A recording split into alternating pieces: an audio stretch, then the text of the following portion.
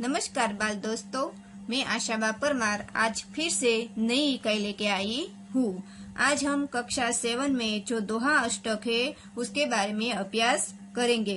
तो बच्चों, दोहा किसे कहते हैं? तो दोहा एक छोटा सा छंद है। हिंदी के कई पुराने कवियों ने इस छंद में कविताएं लिखी है। दोहा अष्टक में 8 दोहे दिए गए हैं। इनमें 3 कबीर के हैं, 2 तुलसीदास और 3 रहीम के दोहे हैं। इन दोहों से हमें तरह तरह की व्यावहारिक शिक्षा मिलती है। तो आओ बच्चों, आज हम ये जो दोहा अष्टक है उसका जो कबीर, तुलसीदास और रहीम जो उसके जो कवि है उसका हम परिचय प्राप्त कर लेते हैं। तो चलो आज हम शुरू करते हैं कि दोहे हिंदी भाषा साहित्य की अनमोल निधि है। दोहे व्यावहारिक दृष्टांतों के माध्यम से सरल सहज रूप में जीवन, लोक व्यवहार, गुण, स्वभाव, नीति रीति आदि से परिचित कराते हैं। तो यहाँ जो दोहे दिए गए हैं वो दोहे हमारे व्यावहारिक जीवन में जो किस तरह हमें उपयोगी होता है, तो दोहा है वो हमारे व्यावहारिक जीवन में सरल सहज रूप में जो जीवन है, लोक जीवन है, व्यवहार है और गुण, स्वभाव, नीति रीति आदि का हमें परिचय कराते हैं। दोहे में अलग अलग दृष्टांत दिए जाते हैं और उन दृष्टांतों के माध्यम से लोक जीवन कैसा होता है, लोगों का स्वभाव कैसा होता है, समाज में रीति रिवाज और उनके गुण स्वभाव उसका हमें परिचय कराते हैं। तो प्रस्तुत इकाई में जो कबीर, तुलसीदास और रहीम के जो चुने गए ऐसे ही दोहे संकलित किए गए हैं। तो पहला है कबीर। ये 15वीं शताब्दी के कवि है। ये बड़े संत थे। इन्होंने हिंदू और मुसलमानों को उनकी गलतियों के लिए फटकारा है और दोनों को हिलमिल कर रहने का उपदेश दिया है। तो यहाँ कबीर जी 15वीं शताब्दी के कवि है और कबीर जी बड़े संत थे। इन्होंने हिंदू और मुसलमान दोनों को उनकी जो गलतियां थी उसके लिए उसे फटकारा है, उसे ढंढेरा है और दोनों को यानी कि हिंदू और मुसलमान को दोनों को हिल मिल कर रहने का उसे उपदेश दिया गया है। दूसरा है तुलसीदास। ये 16वीं शताब्दी के प्रसिद्ध राम भक्त कवि है। इन्होंने रामचरितमानस नामक प्रसिद्ध ग्रंथ लिखा है। तुलसीदास जी 16वीं शताब्दी के एक प्रसिद्ध राम भक्त कवि है और उन्होंने रामचरितमानस नाम का एक ग्रंथ लिखा है। रहीम इनका पूरा नाम है अब्दुल रहीम खानखाना। ये बड़े उदार और अनुभवी थे। हिंदी में इन्होंने बहुत ही सुंदर दोहे लिखे हैं। तो बच्चों आओ आज हम कबीर, तुलसीदास और रहीम जी ये तीनों के जो दोहे हैं उसका सारांश समझने की कोशिश करते हैं। तो बच्चों ये जो दोहा है उसका हम सबसे पहले गान करेंगे। बड़ा हुआ तो क्या हुआ, जैसे पेड़ खजूर, पंथी को छाया नहीं, फल लागे अति दूर। कबीरा फल लागे अति दूर। साधु ऐसा चाहिए, जैसा सूप सुभाए, सारे को गही रहे, थोथा दे उड़ाई। कबीरा थोथा दे उड़ाई। माँ की गुड़ में गड़ी रहे, पंखरियो लिपटाई, हाथ मले और सिर तूने, लालच बुरी बलाई। कबीरा लालच बुरी बलाई। तो बच्चों यहाँ जो कबीर जी के 3 दोहे दिए गए हैं, इसका मैंने राग आपको बता दिया है। तो ये जैसा राग है उसी तरह हम तुलसीदास जी के और जो रहीम के दोहे हैं उसी तरह ही उसे गाना है। तो आओ आज हम पहला दोहा है कबीर जी का, उसे समझने की कोशिश करते हैं। आप तुलसीदास जी के और रहीम के जो दोहे हैं वो अपने घर पर गाने की कोशिश करना। बड़ा हुआ तो क्या हुआ, जैसे पेड़ खजूर, पंथी को छाया नहीं, फल लागे अति दूर।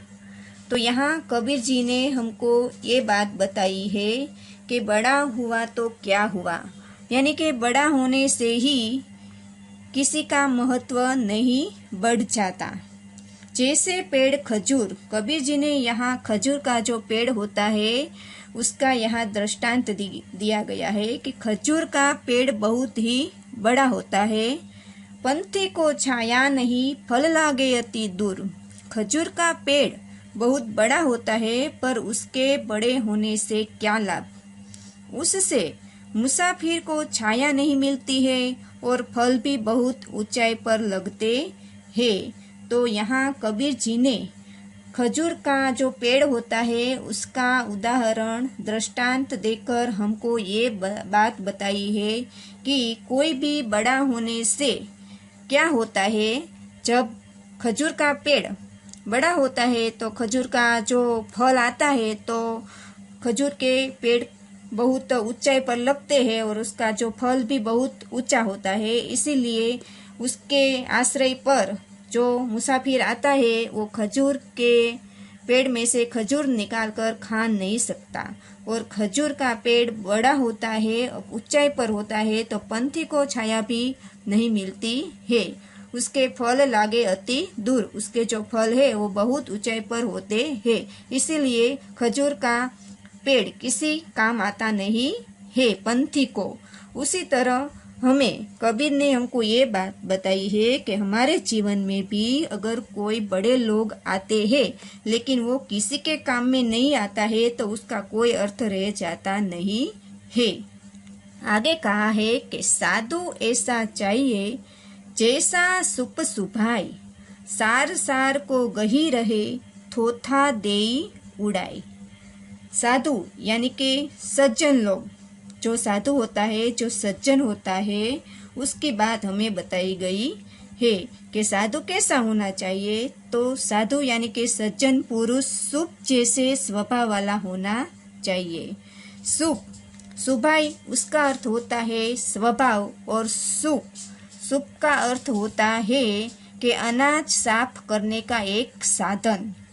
तो यहाँ कबीर जी ने हमको ये बात बताई है कि साधु सुप के स्वभाव जैसा होना चाहिए। सुप का काम क्या होता है कि वह सुप है वह अच्छे अच्छे दाने को, अच्छे अच्छे अनाज को अपनी ओर ले लेता है, यानी कि अच्छे दाने को वो अलग कर देता है और उसमें से जो थोथा दे यानी कि निकम्मा जो कचरा होता है उसे बाहर फेंक देता है।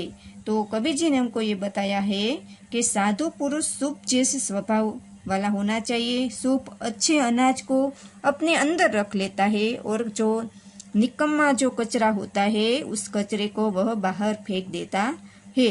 तो उसी तरह साधु पुरुष को तत्व की बातें ग्रहण करके व्यर्थ की बातें छोड़ देनी चाहिए। सार सार को गही रहे, यानी कि जो अच्छी अच्छी बातें होती है, जो अच्छे अच्छे गुण होते हैं वह अपने पास रखने चाहिए। और थोथा दे उड़ाई, यानी कि जो अच्छी बात नहीं होती है उसे बाहर निकाल देनी चाहिए। यानी कि साधु को सार सार की जो बात होती है उसको ग्रहण कर लेना चाहिए, ऐसा यहाँ कहा गया है।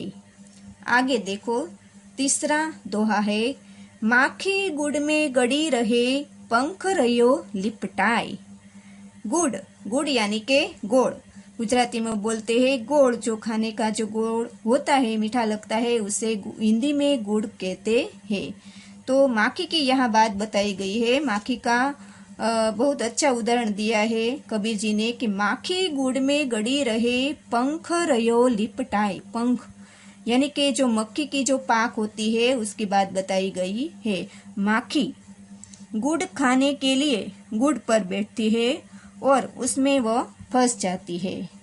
तो माखी गुड़ खाने की लालच में, वो बहुत ज्यादा गुड़ खाने की लालच में पड़ जाती है, तब वह उसके जो पंख होते हैं वह गुड़ में फंस जाते हैं, यानी कि वो फिर से उड़ नहीं पाती है। हाथ मले और सिर धुने माखी गुड़ में बैठ जाती है, तब वह फिर से उड़ नहीं सकती है और उसके जो पंख है वह गुड़ में चिपक जाते हैं और उनके हाथ और सिर वो दोनों को धुनाने लगती है, फिर भी वह उड़ नहीं पाती है और वह फंस जाती है।